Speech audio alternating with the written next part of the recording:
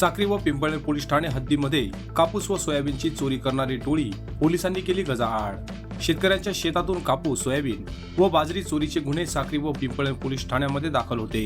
त्यामुळे धुळे जिल्हा पोलीस अधीक्षक व अपर पोलीस अधीक्षक यांनी साक्रीचे पोलीस निरीक्षक व स्थानिक गुन्हे शाखेचे पोलीस निरीक्षक यांना सदर गुन्हे उघडकीस आणण्याबाबत आदेश दिल्याने स्थानिक गुन्हे शाखेचे पोलीस निरीक्षक व साक्री पोलीस ठाण्याचे पोलीस निरीक्षक यांनी संयुक्त पथक स्थापन केले। वरिष्ठांच्या मार्गदर्शनाखाली पथकातील पोलीस अधिकारी व अंमलदार यांनी शेतीमाल चोरी करणाऱ्या आरोपितांची गोपनीय व तांत्रिक माहिती प्राप्त केली।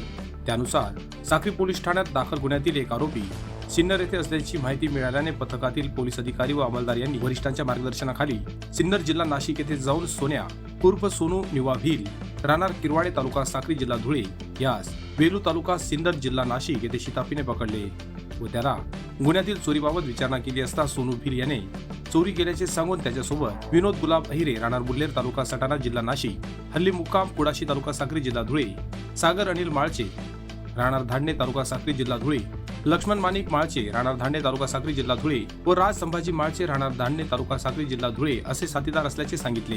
पोलीस पथकातील पोलीस अधिकारी व अंमलदार यांनी उर्वरित आरोपींचा शोध घेऊन त्यांना पिंपळे तालुका साक्री येथील चौफुलीवरून ताब्यात घेतले। आरोपितांना विचारपूस केली असता त्यांनी स्वतःच्या फायद्यासाठी संगनमत करून पिकअप वाहनाचा वापर करून साक्री तालुक्यातील मालपूर, विजापूर, नांदवण, कावठे, बल्लाणे, विरखेल व धनेर येथील शेतकऱ्यांच्या शेतातील सोयाबीन, कापूस, बाजरी असा मुद्देमाल चोरी करून गुन्हे केल्याचे कबूल केले।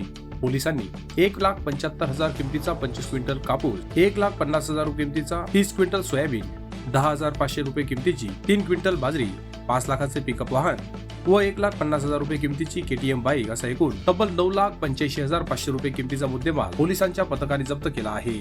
या कारवाईमुळे साक्री पोलीस ठाण्यातील 4 व पिंपळनेर पोलीस ठाण्यातील 3 गुन्ह्यांची उकल झाली आहे।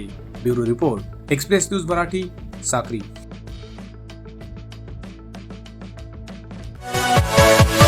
Yeah.